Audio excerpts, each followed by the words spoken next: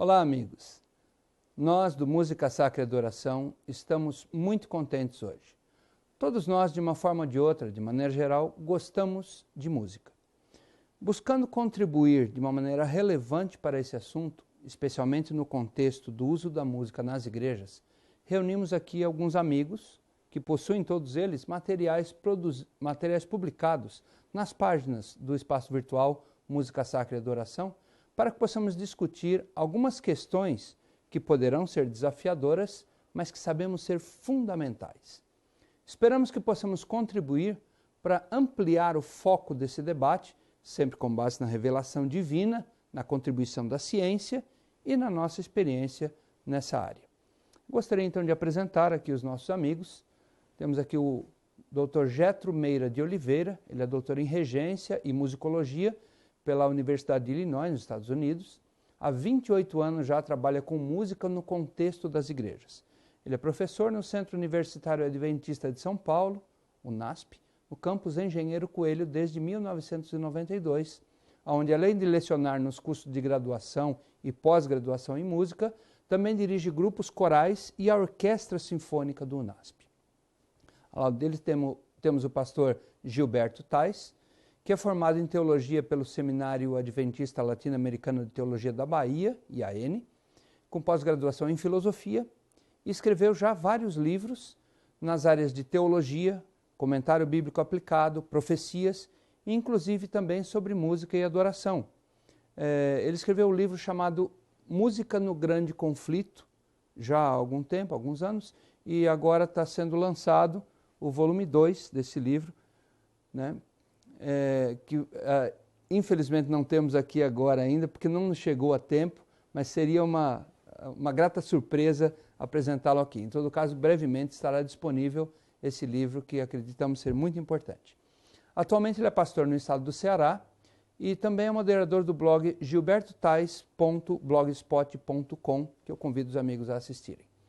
Ao nosso lado temos o Dr. Hélio dos Santos Potim.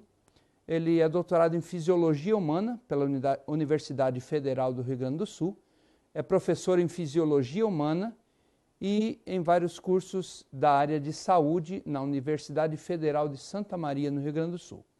Participou de grupos instrumentais como trompetista, atuou já como regente de coro em várias igrejas adventistas e tem realizado palestras sobre os efeitos da música no organismo, que é sua especialidade, em várias instituições da Igreja Adventista do Sétimo Dia.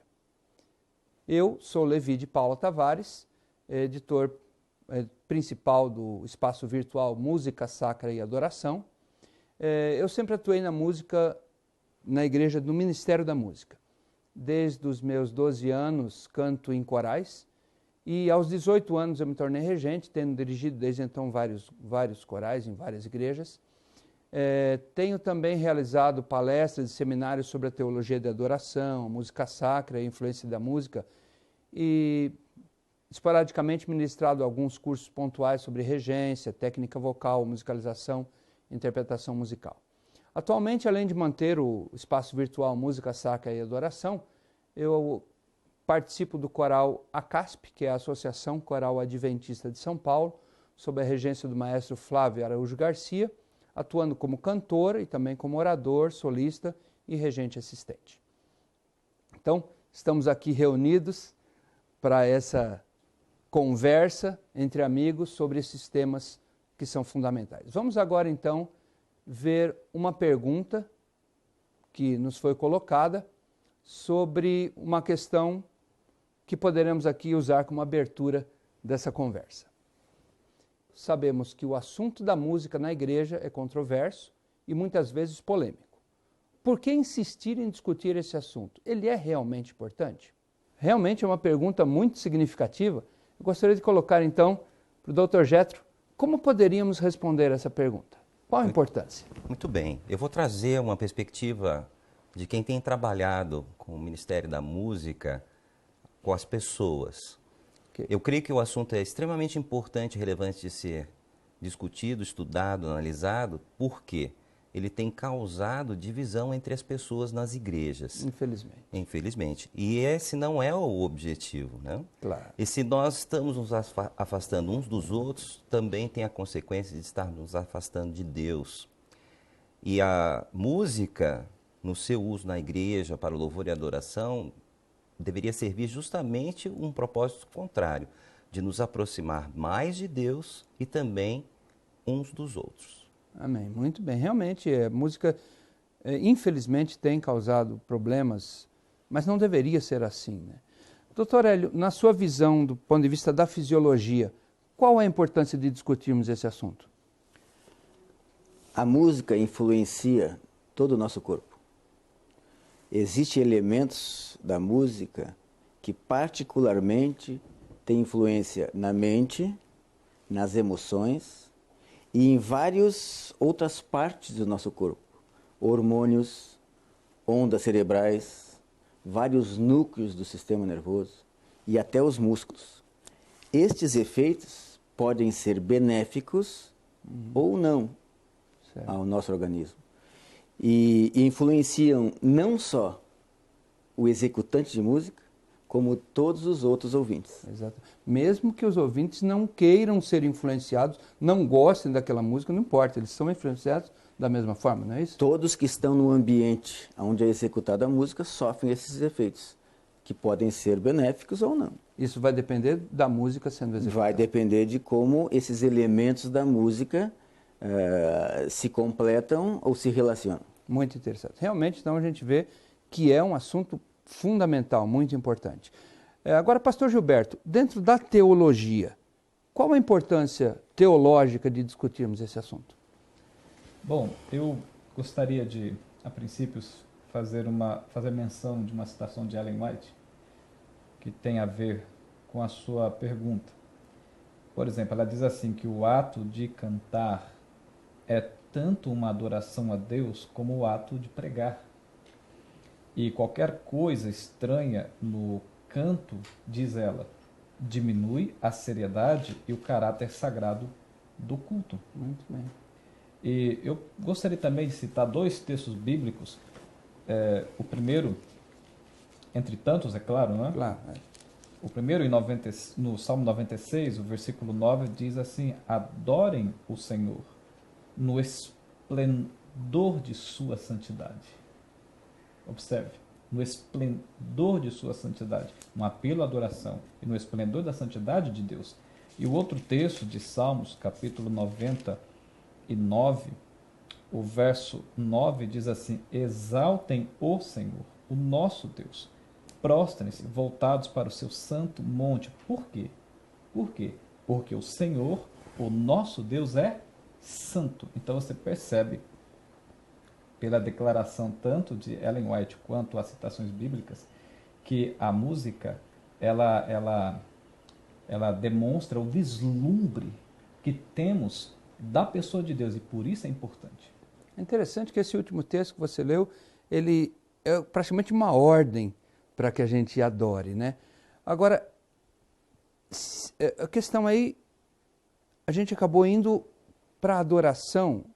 A adoração tem alguma influência na música? Se a minha adoração não estiver correta, ou se meu conceito de adoração não estiver correto, isso vai influenciar a minha música? Evidentemente que sim, porque uma compreensão correta da adoração nos conduzirá a uma compreensão também correta dos conceitos que envolve a música, porque a música, além de tudo, é um instrumento de adoração.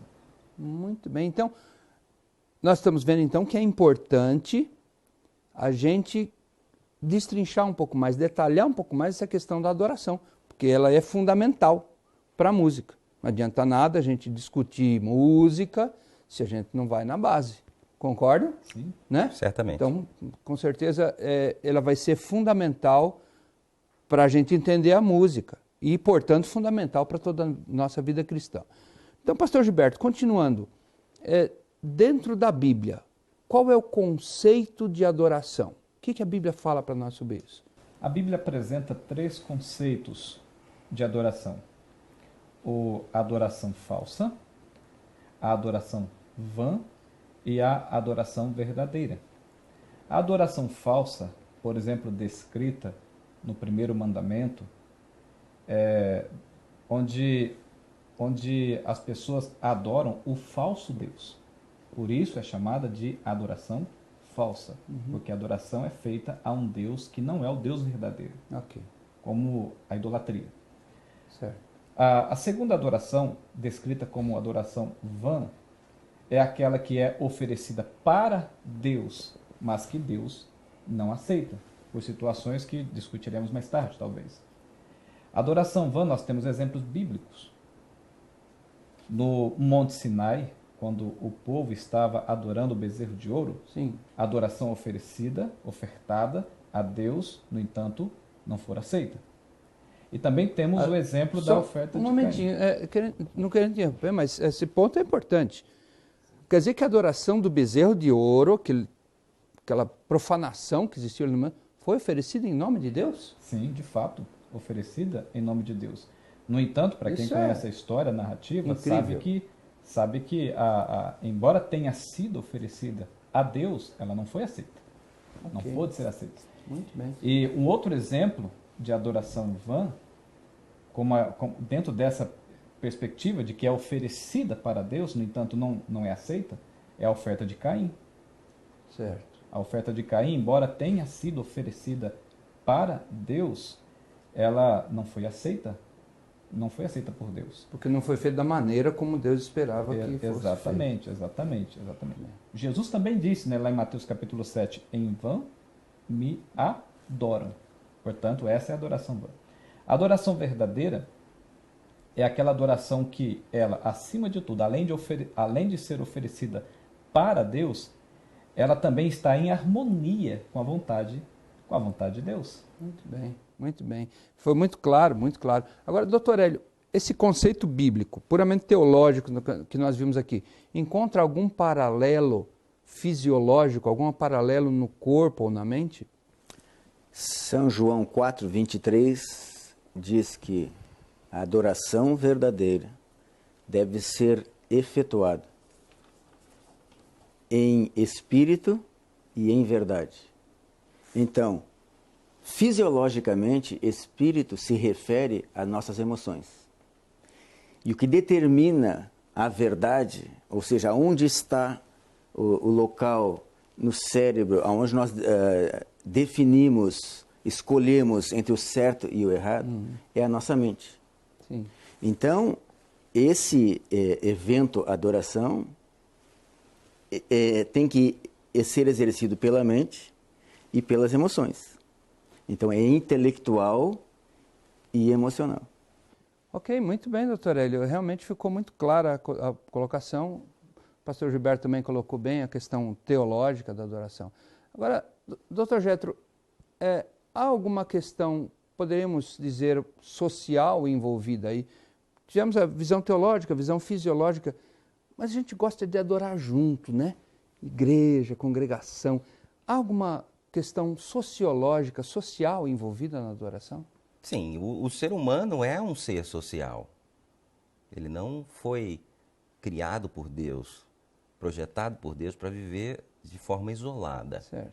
E de maneira muito específica, as orientações que nós temos na Bíblia para cultuar a Deus é para fazê-lo em grupo. Mesmo que a expressão de louvor, de gratidão seja individual, eu tenha minhas próprias razões para estar ali agradecendo, elas são razões específicas minhas, nós fazemos isso de forma comunitária. Eu queria partilhar uma passagem, vamos abrir aqui a Bíblia, no livro de Hebreus, o capítulo 10, a partir do verso 24, e diz o seguinte: consideremos uns aos outros para nos incentivarmos ao amor e às boas obras. Não deixemos de reunir-nos como igreja, segundo o costume de alguns, mas procuremos encorajar-nos uns aos outros, ainda mais quando vocês veem que se aproxima o dia. E essa passagem está falando do dia da nossa grande alegria, quando Jesus Cristo voltar em glória e majestade. E aqui está sendo colocado que quando nos reunimos como igreja, como família cristã, nós podemos fazer aquele conselho de Jesus, levar os fardos uns dos outros, encorajando uns aos outros. Amém. Então, o louvor em grupo, ele tem essa capacidade de ajudar-nos a levar nossos fardos espirituais aqui na vida terrena. Muito bem. Eu gostaria então de chamar uma outra pergunta feita por um ouvinte nosso, que nós poderíamos discutir aqui. Por que às vezes ouvimos a expressão louvor e adoração? Esses termos não são sinônimos, não é a mesma coisa? Ok, realmente é uma pergunta bastante importante, bastante relevante. Dr. Getro, como poderíamos responder a essa pergunta? Nós temos que voltar à Bíblia novamente. Claro. Biblicamente falando, é um pouquinho diferente do que talvez encontremos num dicionário da língua portuguesa ou de qualquer outro idioma. As pessoas normalmente fazem mesmo uma correlação e até confusão entre os dois termos, né? E nós podemos pensar da seguinte forma: as orientações bíblicas, elas são anteriores à produção desses dicionários da etimologia das palavras. Claro. Envolvidas aqui, louvor e adoração. Louvor e adoração, do ponto de vista bíblico, sempre andam juntos, mas não são sinônimos. Adoração é nosso reconhecimento de quem Deus é. Por exemplo, reconhecer a sua santidade, a sua majestade, a sua onisciência, o seu poder criador. São atributos exclusivos de Deus. Nenhum outro tem isso. Claro. E já o louvor seria nossa gratidão por aquilo que Deus tem feito por nós, de maneira muito específica, na maioria dos casos. Nós podemos ilustrar de maneira bem clara usando o livro dos Salmos. O livro dos Salmos é riquíssimo em colocações do que vem a ser adoração e o que é louvor. Por exemplo, o salmo mais amado da Bíblia, o Salmo 23. O Senhor é o meu pastor, nada me faltará. Pessoal, né? Pessoal, guia-me mansamente às águas tranquilas, refrigera a minha alma. Nós temos, por exemplo, aqui também o Salmo 22, vamos ver os versos 22 e 24. Proclamarei o teu nome a meus irmãos, na assembleia te louvarei, pois não menosprezou nem repudiou o sofrimento do aflito, não escondeu dele o rosto, mas ouviu o seu grito de socorro. E por assim em diante, nós temos muitos salmos que falam sobre o louvor. Nós vamos ver agora sobre a adoração, um exemplo de adoração. Também no livro de Salmos, Salmos 96, os versos 3, 5, 6, depois 9, falando dos atributos de Deus. Anunciem a sua glória entre as nações, seus feitos maravilhosos entre todos os povos. Então, anunciem a sua glória, está falando de adoração. Já quando fala de seus feitos maravilhosos entre todos os povos, louvor, algo específico. Nós temos depois no outro verso, todos os deuses das nações não passam de ídolos, mas o Senhor fez os céus, Ele é o Deus Criador. Majestade e esplendor estão diante dele, poder e dignidade no seu santuário. E por último, o verso 9. Adorem o Senhor no esplendor da sua santidade. Tremam diante dele todos os habitantes da terra. E mais um aqui para expressar a adoração. Salmo 99, o verso 5. Exaltem o Senhor, o nosso Deus. Prostrem-se diante do estrado dos seus pés. Ele é santo. Muito bem. Queria falar alguma coisa? Sim.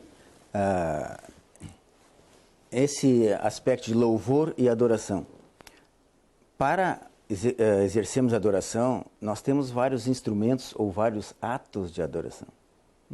Né? No céu, a adoração, quando foi iniciada, os anjos adoravam a Deus através de ações de graça, de louvor, que eu entendo que é elogio às atitudes de Deus, né? Aos atos de Deus. Exato. E os anjos adoravam também fazendo as coisas que Deus pediu, ou seja, sendo obedientes. Exato. Depois da entrada do pecado, outros atos de adoração foram estabelecidos por Deus. Né? Então, a adoração ela é realizada através de vários atos, de vários instrumentos. O ofertar, por exemplo, São atos de adoração, orar. Isso que vieram depois, né, de que houve o pecado, em que os seres humanos, então, agora tinham que exercer a sua adoração através de vários outros atos. Né? Agora, a gente quando vai para o dicionário, a gente vê assim uma diferença bastante clara.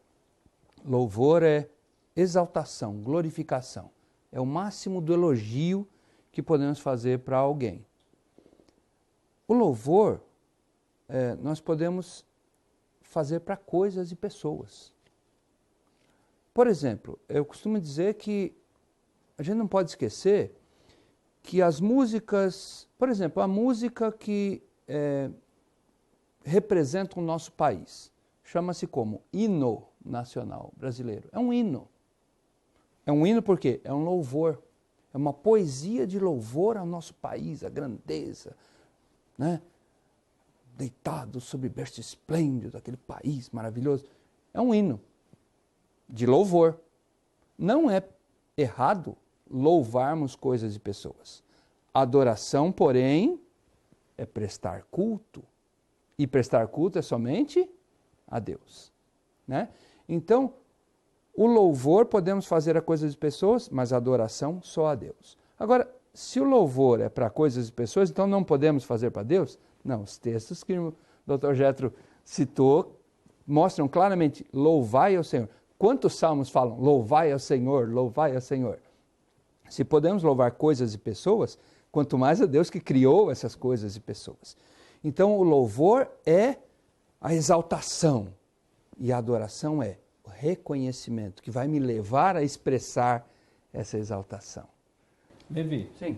Reforçando o que foi dito até o momento, inclusive, especialmente na primeira descrição do Dr. Jethro, o ato de louvar, embora para nós tenha muito significado na forma coletiva, o ato de adorar, ele para Deus é uma essência particular, individual.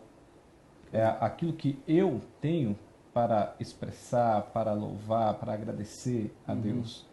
A outra pessoa, ela não tem como descrever o que eu sinto, as minhas próprias experiências que tive. Portanto, a adoração, além de coletiva, sobre a nossa perspectiva, sobre a ânsia humana, porque o louvor congregacional, a adoração congregacional, ela é uma motivação, inclusive, para a minha adoração individual. Mas a adoração, sob a perspectiva divina, Deus espera o meu louvor, a minha adoração individual e pessoal, porque é uma expressão da minha experiência com Deus e da compreensão que eu tenho dele. Eu não posso adorar por procuração, né? Não tem como o outro adorar por mim. E isso, na verdade, isso foi muito bem colocado, porque às vezes as pessoas esperam que o solista louve por elas. Ou então, na hora que a congregação vai cantar, canta aí. Não tem como outro louvar por você. É realmente muito bem colocado. Agora, pastor Gilberto, continuando ainda contigo, em João 4, 23 e 24, Jesus fala em verdadeiros adoradores.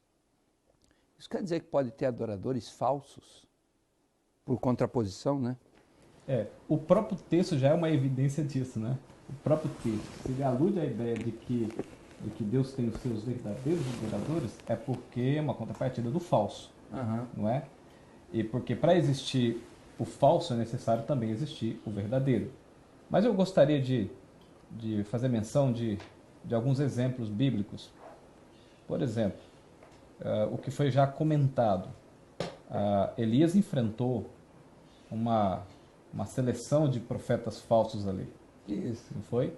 Monte A própria Carmelo, descrição, né? no Monte Carmelo, a própria descrição ali da narrativa, o texto ali, apresenta isso. Os profetas de Baal, em detrimento do profeta de Deus, os profetas falsos em detrimento do profeta verdadeiro. Nós temos o exemplo do próprio Caim também, como já foi mencionado. Ele também é um exemplo do falso adorador. Okay.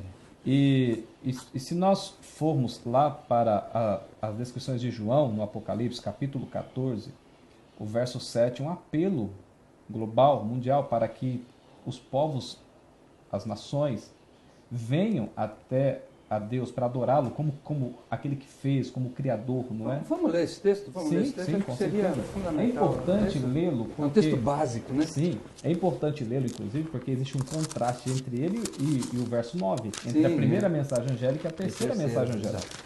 Apocalipse, então, capítulo 14, o versículo 7 diz assim, ele disse em alta voz, temam a Deus e glorifiquem-no, pois chegou a hora do seu juízo. Adorem aquele que fez. Perceba a expressão adoração, um apelo global, um apelo para que os povos, um apelo para que as nações... Praticamente uma ordem, né? Uma ordem, exatamente, adorem aquele que fez. Aqui está uma expressão exata da verdadeira adoração, o verdadeiro Deus convocando os povos para adorá-lo. Em contrapartida, a gente percebe, porque essa é a mensagem do primeiro anjo. Isso. A mensagem do terceiro anjo, que inicia no verso 9, já é uma mensagem contrária, de uma adoração que entra em contraste com a primeira adoração do Deus verdadeiro. Um terceiro anjo seguiu dizendo em alta voz, se alguém adorar a besta e a sua imagem. Portanto, a própria revelação, ela mostra para nós que no tempo do fim, pouco tempo antes da volta de Jesus, haveria um contraste de adoração. O mundo sendo chamado, convocado para adorar o verdadeiro Deus.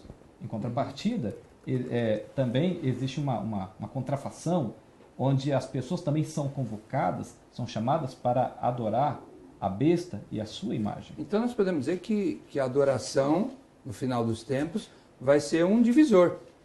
A quem eu adoro vai definir de que lado eu estou. De fato, É isso o mesmo? centro do conflito final é especificamente a adoração. Muito bem. Ficou muito bem explicado. Então, temos mais uma pergunta que iremos colocar agora. Vamos ver o que nossos amigos têm como dúvida, que poderemos ajudá-los. O que importa para Deus na adoração? Não é a sinceridade do coração? Ok? Realmente é uma pergunta fundamental. E muitas pessoas realmente pensam assim. Não importa a forma, o que importa é a sinceridade. Doutor Hélio, o que poderíamos falar sobre esse assunto? Como poderíamos responder a isso? Importa sim a nossa sinceridade na adoração. Adoração, como nós vimos, envolve vários atos, né? Vários instrumentos. E a sinceridade representa os nossos sentimentos. Né? Mas nós não podemos confiar muito nos nossos sentimentos. Quando a Bíblia diz lá, verdadeiros adoradores para adorar em espírito e em verdade, quer dizer, há um componente intelectual e há um componente emocional. E a nossa sinceridade depende muito do emocional. Certo. Né? Quando nós lemos aqui na Bíblia, em 1 Coríntios, capítulo 14, versículo 15, está dizendo ali que orarei com o espírito, mas também orarei com a mente. Cantarei com o espírito, mas também cantarei com a mente. Então, aqui está usando dois instrumentos de adoração.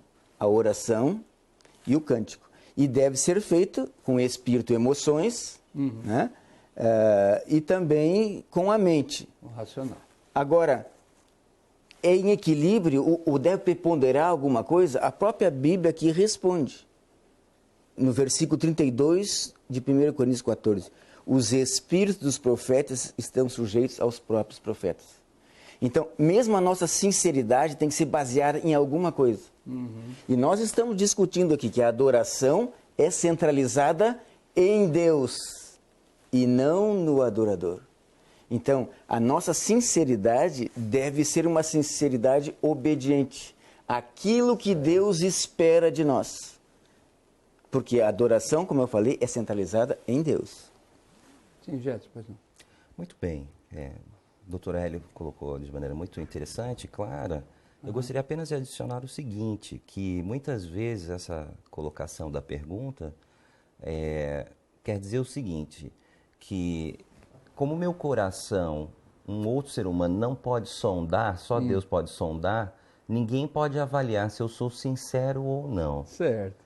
E isso eu creio que Cada um tem que julgar a si mesmo. uma dificuldade, né? Porque se torna algo totalmente subjetivo e nós não poderíamos jamais avaliar a sinceridade do próximo. Mas nós voltamos novamente para a Bíblia, para ver o que Deus orienta sobre isso. É apenas um coração sincero que ele está buscando? O coração sincero não se manifesta externamente de uma maneira que possamos comprovar a sua sinceridade? Eu vou convidar a todos a lerem alguns versos aqui comigo. Por exemplo, Isaías 58, os versos 5 a 7. Diz o seguinte: será esse o jejum que escolhi? Algo que Deus orientou, inclusive, né?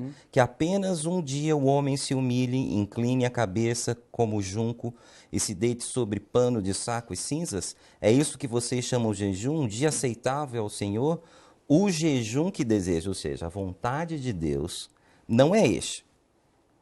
O jejum que desejo não é este: soltar as correntes da injustiça, desatar as cordas do jugo, pôr em liberdade os oprimidos e romper todo jugo? Não é partilhar sua comida com o faminto, abrigar o pobre desamparado, vestir o nu que você encontrou e não recusar ajuda ao próximo? Então existe nessa sinceridade de coração uma manifestação externa, muito clara, né? E novamente é importante, mas ela tem que se expressar. Ela se manifesta de uma maneira bastante material, concreta, não é algo tão subjetivo como alguns gostariam de dizer. E eu gostaria só de adicionar mais uma passagem aqui, novamente voltando ao livro de Hebreus, capítulo 13, que diz o seguinte, capítulo 13, os versos 15 e 16. Por meio de Jesus, portanto, ofereçamos continuamente a Deus um sacrifício de louvor, que é fruto de lábios que confessam o seu nome. Não se esqueçam de repartir com os outros o que vocês têm, pois de tais sacrifícios Deus se agrada. Então, esse coração sincero, ele é sondável. Um coração sincero que quer adorar a Deus, ele se manifesta de maneira muito coerente no amor ao próximo, cuidando das necessidades uns dos outros. Estaria de acordo com o texto: pelos seus frutos os conhecereis. Os conhecereis, né? Exatamente. Levi, eu gostaria de acrescentar essa ponderação de que talvez a sinceridade ela deve ser avaliada sob o critério da luz que a pessoa recebeu. Sim. E claro, Com certeza. Só Deus pode fazer isso, é obviamente, né? Sim. Mas o que eu quero expressar, embora somente Deus tenha condição de fazer isso, o que eu quero expressar é que a sinceridade ela deve estar munida da verdade. Claro, dentro da perspectiva da luz que ela recebeu, né, doutor Jato? Sim. Dentro dessa perspectiva da luz que ela recebeu. Toda a verdade que ela recebeu. Sim, com né? certeza. Em espírito e em verdade. Isso. Porque se Dentro ela... da verdade que ela tem. Vai ser a avaliação de acordo com a luz que ela recebeu. Por exemplo, eu vou criar algumas situações. Moisés, quando foi chamado para estar na presença de Deus, Deus disse a ele: retirai as sandálias dos pés. Lembra, né? Sim. Imagine se Moisés tivesse feito o seguinte: Deus está pedindo para eu tirar a sandália, mas eu quero entrar de sandália. O chão aqui está sujo, eu vou de sandália. E ele cria a justificativa dele, suponha-se. Né? Cria a justificativa. Racionaliza. Sim, racionaliza e se justifica e entra com o chinelo. Como será que Deus reagiria ali com ele naquele instante? Outro exemplo, também chocante. Deus mandou que fosse passado o sangue nas umbrais das portas para poupar a vida dos primogênitos israelitas. Lá no Egito, antes de sair. Sim, exato. A última praga. Mas e se as pessoas tivessem pensado assim: não, mas eu quero passar cal, por exemplo, um exemplo. Eu quero passar outra coisa, não sangue. Vai sujar tudo. Vai sujar, vai dar trabalho para limpar, e eu vou usar outra coisa aqui. Passar verniz. Passar verniz. Pois bem, como será que aquela noite seria para os israelitas? Como aquela noite seria para eles? Uma noite feliz? Não. De livramento? De libertação? Ou uma noite de tristeza? Mas a culpa seria de quem? De Deus ou do povo? Percebe? Outro exemplo, o próprio santuário. Quando Deus mandou fazer o santuário, né? E Deus apresentou o modelo. Mas e se Moisés e o povo ali pensassem assim: mas essa janela aqui não fica bem nesse lugar, olhando na planta, né? Não fica bem nesse lugar, eu acho que eu vou mudar ela de lugar, vou colocá-la em outro lugar. como Deus encararia este santuário? Como ele encararia esse templo? Não daria muito certo, Pois é. não. Então a gente tem que ter a seguinte noção de que a sinceridade, ela não anula a verdade. Assim como, por exemplo, o amor não anula a verdade. Claro. Hoje se comete muitas atrocidades em nome de quê? Do amor. Não, mas eu fiz por amor. Eu matei por amor, eu fiz isso por amor, eu aquilo por amor. Não é o justificativo? Claro, claro. Pois é, alguns dizem assim, não, estão tentando nos impedir de nos amar. Quantas atrocidades e abominações se cometem em nome do amor? Então o amor não anula a verdade, assim como também a sinceridade não anula a verdade. E eu tenho uma citação, uma declaração de Ellen White, uma carta dela, escrita em 1890, e ela diz o seguinte: a sinceridade nunca salvará a alma das consequências de crer num erro. Muito bem. Lê de novo, por favor, novamente. com A certeza. sinceridade nunca salvará a alma das consequências de crer num erro. Sem sinceridade não há genuína religião, mas a sinceridade numa religião falsa jamais salvará o homem. Posso ser perfeitamente sincera em seguir um caminho errado, mas isto não torna o caminho certo. Exato. Eu posso sair de São Paulo para ir para o Rio de Janeiro e eu acho que para ir para lá eu tenho que ir no sentido de Sorocaba. Cara, não, para mim é Sorocaba. Eu tenho que ir para Sorocaba para poder chegar no Rio. Pode chegar em algum rio, mas não o de Janeiro. Não, Né? eu vou estar errado e não vou chegar no Então veja, então, novamente, olha, só para finalizar essa citação, posso ser perfeitamente sincero em seguir um caminho errado, mas isso não torna o caminho certo e nem me levará ao lugar a que eu desejava chegar. Exatamente. Muito bem. Interessante. Eu acho que parte da dificuldade que nós encontramos em usar a música como uma expressão de louvor e adoração é que muitos acreditam que a música é o elemento principal do louvor e adoração. Isso não tem base bíblica. Eu gosto de pensar didaticamente da seguinte forma: o que eu vou fazer para Deus de louvor e adoração é como se fosse meu presente para Deus, certo? Colocando de maneira bem humana aqui, se eu vou comprar um presente para alguém, o que eu levo em consideração? O gosto daquela pessoa. O que ele gosta, exatamente, né? Claro. Quando éramos criança, talvez é possível que tenhamos feito o seguinte no Dia das Mães, né? Somos todos homens aqui, demos uma bola de futebol para a mamãe no Dia das Mães. Não levamos em consideração o que ela gosta, o que ela aconteceria precisaria. se no Dia dos Namorados a namorada recebe uma vassoura de presente do namorado? Aí acho que o namoro seria encerrado ali mesmo. Mas Deus é mais foi compassivo. dado com todo o coração.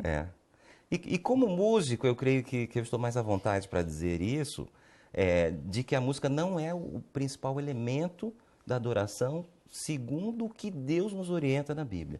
Lógico que a música tem todo esse respaldo bíblico nos escritos de Ellen White também, as suas ações benéficas no culto e na adoração e na vida devocional de cada um de nós, nos seus lares. Mas o que Deus pede, nós deveríamos levar em consideração. E na Bíblia nós não encontramos em nenhum lugar Deus falando assim: eu quero receber muita música bonita de vocês, eu quero ser bajulado, receber muitos elogios de vocês. Sempre que é Deus falando o que Ele quer de nós, Ele fala o quê? Eu quero justiça, retidão no seu comportamento, nas suas ações e assim por diante. Tem aquela parábola dos bodes, das ovelhas, que eu gosto muito, que está em Mateus 25, nos versos 31 a 46, e nesse dia dramático, né? Porque é uma parábola que fala da separação entre aqueles que estão salvos e os que estão perdidos. E os bodes que representam os perdidos são aqueles que acham que vão para o céu, porque eles adoraram, louvaram a Deus, o teu nome. Nós fizemos, inclusive, maravilhas em teu nome, Senhor. Mas aí Jesus diz o seguinte, o rei, né? Ele fala: não conheço vocês. Aí tem um outro grupo de pessoas que nem sabe que fez a vontade de Deus, de Jesus adequadamente. Quando que te vimos assim? E o que fala ali? Vocês se recordam da passagem? Diz o quê? Eu ainda não encontrei a passagem aqui, peraí. 25, 31.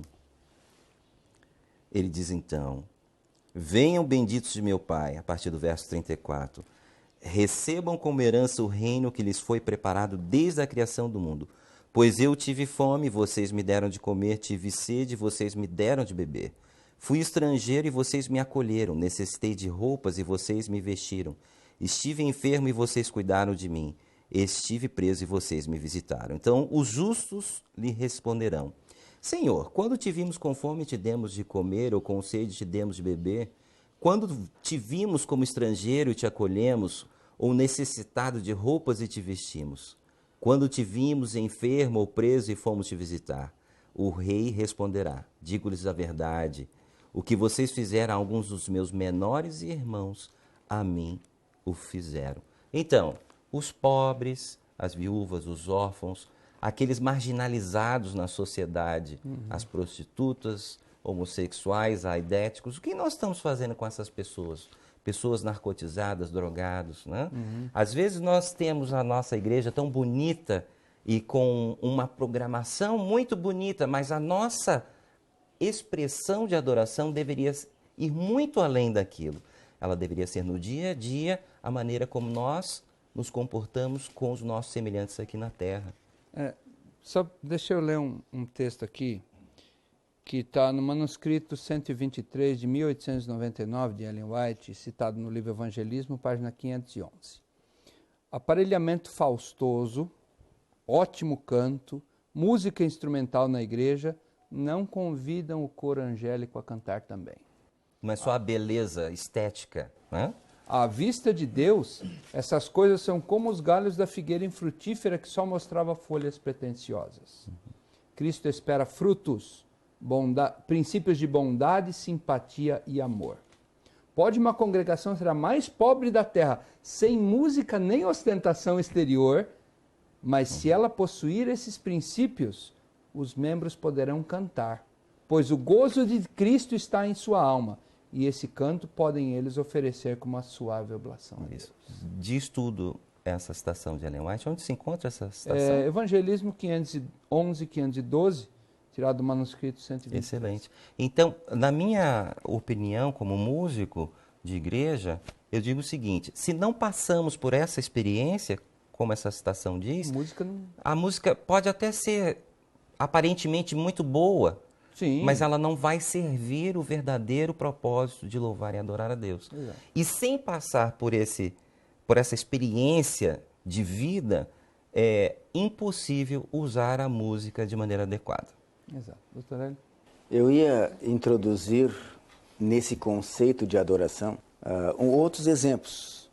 Nós temos exemplos de Nadab e Abiú, quando foram oferecer na sua adoração, né?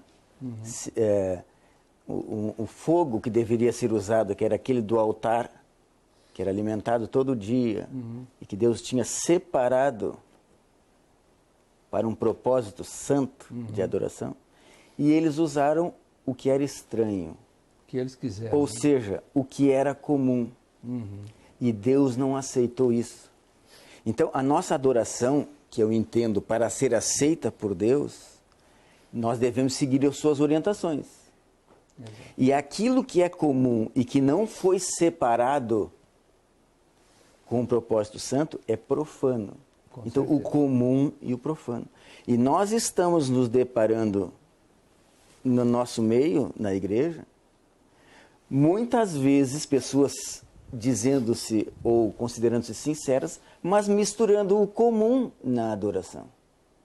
E nós temos em Levíticos, depois dessa história de Nadab e Abiú, capítulo 10, versículo 10 e 11, diz assim, ó: para fazeres diferença entre o santo e o profano.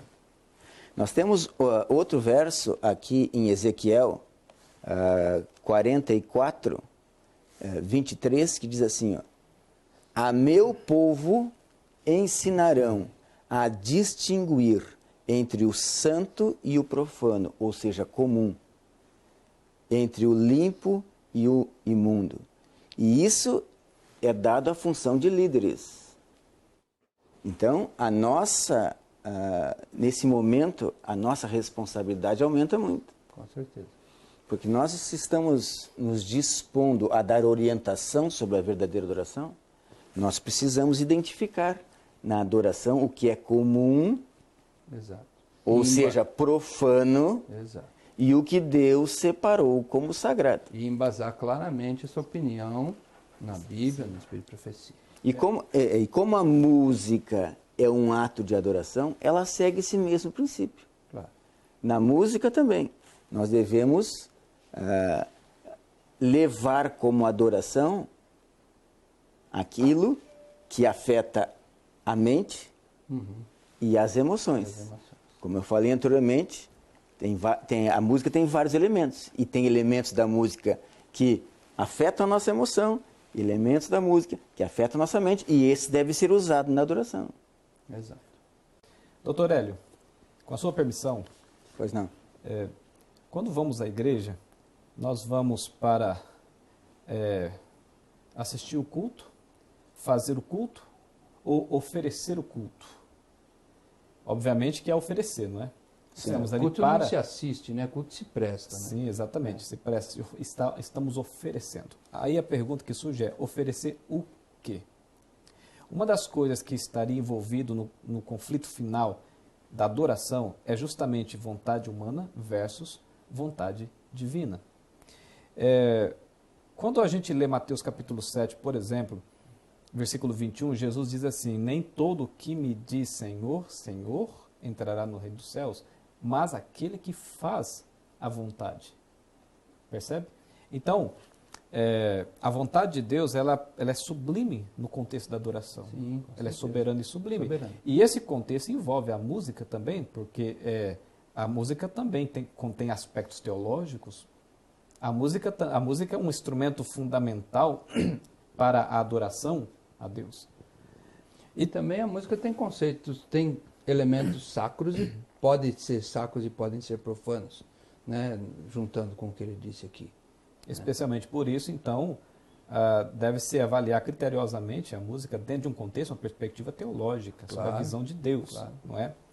Os mesmos princípios que utilizamos para definir as doutrinas bíblicas são os mesmos princípios que devemos utilizar para definir também o papel da música e os conceitos que envolvem a música, que mais tarde, se houver uma abertura, eu posso até citar, né? Perfeito. Mas eu quero citar pelo menos duas declarações de Ellen White. Uma é, por exemplo, ela diz assim, Caim, falando sobre Caim, representa aqueles que observam os princípios e as obras de Satanás ao adorar a Deus à sua maneira. Onde que está isso? Isso está naquela meditação matinal de 1992, Perto do Céu. Tá. Ela declara que Caim representa aqueles que observam os princípios e as obras de Satanás ao adorar a Deus à sua maneira, conforme a própria escolha. Percebe o conflito? Envolvendo vontade humana versus vontade divina, vontade de Deus, determinação de Deus. Uma outra declaração dela também, e pode ser encontrada no livro Fé e Obras, na página 51, e ela diz assim, que devemos advertir nosso povo contra a falsa santificação moderna, que tem sua origem na adoração da vontade. Então, a adoração do eu mesmo, adoração do eu. E não na submissão à vontade de Deus. Eu diria então, para fechar, que um dos conceitos que a gente poderia frisar bem, de que é um conceito fortíssimo de falsa adoração, ou de diferenciação entre verdadeira e falsa adoração, é justamente a vontade. A vontade de Deus em detrimento da vontade humana. Então, a adoração, ela, acima da sinceridade, ela é volitiva, ela depende da vontade, né? Da razão. Muito bem, acho que ficou bem claro para todo mundo. Vamos então dar mais uma oportunidade a uma pergunta dos nossos amigos que nós poderíamos colocar aqui para respondermos. Acho os hinos do Inário muito chatos. O que podemos fazer para animar mais os cultos? Ok, uma pergunta muito relevante, né?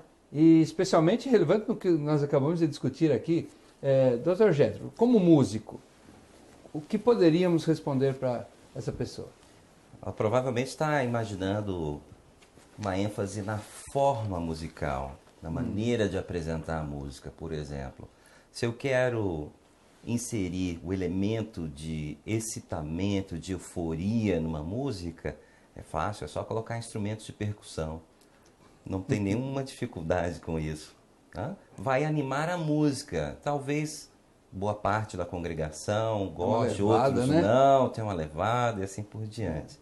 Isso pode ser um mecanismo externo, que pode aparentar que as pessoas estão se envolvendo mais com a música. O que eu tenho observado nos 28 anos que eu trabalho com música na igreja, é que quando nós caminhamos por essa trilha, escolhemos esse caminho da forma musical, eventualmente isso se desgasta e as pessoas se tornam de novo enfadadas do que está acontecendo. Então vira um modismo, aí tem que achar um novo recurso para tornar atrativo.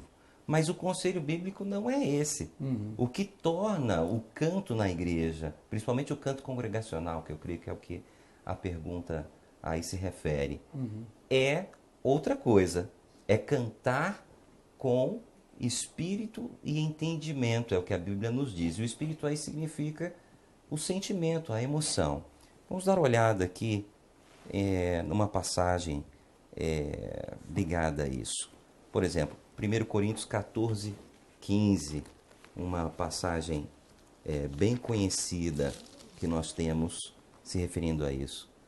Orarei com o espírito, mas também orarei com o entendimento. E da mesma forma, né? Porque oração e música, na concepção de Ellen White, estão lado a lado, muito ligados, né? Cantarei com espírito, com emoção, com sentimento, mas também cantarei com entendimento. Isso é o que torna o canto interessante, relevante para a nossa experiência congregacional. Quando isso não acontece, quando nós não cantamos com compreensão, no máximo eu posso criar através da música um excitamento das emoções, mas um excitamento muito superficial dessas emoções. E eu creio que a emoção que a Bíblia fala é uma emoção profunda, mediada por uma compreensão de quem Deus é e o sacrifício de Jesus Cristo na cruz do Calvário. Exato, muito bem. Doutor Hélio, ele falou aqui em excitação, em emoções e tal. Existe uma definição fisiológica desses conceitos racionais e emocionais que possa ser aplicada a essa resposta? Completando o que o Dr. Getro falou, o versículo 32 diz que o espírito dos profetas, né, estão sujeitos aos próprios profetas. Isso quer dizer que na adoração, seja na oração, seja na música ou qualquer outro ato de adoração, tem que predominar a mente, a razão, o elemento intelectual. Toda vez que a emoção supera a razão, isso chama-se êxtase. E muitas vezes o que nós vemos é isso. A animação é tão grande, ou seja, a estimulação das emoções está superando a razão. Se é na mente que está a consciência, e que é ali que age o Espírito Santo, toda vez que as emoções superam ou inibem o córtex pré-frontal, responsável, né, pela razão, né, para discernir o certo e o errado, então se isso ficar inibido, nós não estamos fazendo uma adoração verdadeira. Não tem como o Espírito Santo agir. Porque se nós está embotada. Exatamente isso. Eu gostaria de citar aqui Romanos 12, verso 1 e 2. Né? Podemos ler esse texto, com licença, Hélio. Romanos 12, verso 1 e 2. Eu acho que é um texto fundamental aqui nesse Fala momento. sobre o culto racional? Isso, exatamente. É um texto fundamental para esse assunto que estamos discutindo agora. Rogo-vos, pois, irmãos, pelas misericórdias de Deus, que apresenteis vosso corpo em sacrifício vivo, santo e agradável a Deus, que é o vosso culto racional. E não vos conformeis com esse século, mas transformai-vos pela renovação da vossa mente, para que experimenteis qual seja a boa, agradável e perfeita vontade de Deus. É aí onde tudo acontece. E novamente aqui a ênfase não é numa forma musical, por exemplo. Não. Sacrifício vivo, minha vida total. Minha entrega total a Deus. minha razão, meus sentimentos, meus recursos, meus talentos. Ele está escrevendo aqui para judeus que conheciam o sacrifício levítico, Exato. onde o cordeiro era degolado. Não, esse sacrifício não tem mais. Agora o sacrifício é vivo, mas a vida é entregue da mesma forma. Isso. Né? Agora é interessante que ele fala, ele dá a entender aqui no verso 2, que só é possível experimentar a vontade de Deus quando minha mente é transformada. Exato. Nós somos pecadores, não Somos podemos pecadores. esquecer disso. Exatamente. Então, E Levi, sim. um detalhe mais. Deus nos fez seres inteligentes, Deus nos fez seres racionais e Deus nos fez com capacidades intelectuais também. sim, Agora, se Ele nos fez dessa maneira, Ele não exigiria menos do que isso, mesmo no louvor. com certeza. É, com não, certeza. não podemos esquecer que quando falamos de razão, aqui não é uma razão isenta de emoção. Claro, Não, sem não, dúvida. claro. Mas não Mas é o uma controle. emoção isenta de razão. É. Tá? Ah. Isso é muito importante ser Não, colocado. porque não dá para dividir. A gente é um todo, né? Nós Não somos tem aquela um todo. dualidade grega É. do razão e emoção. E, É. né? exato. É um todo. Que Deus nos conserve assim.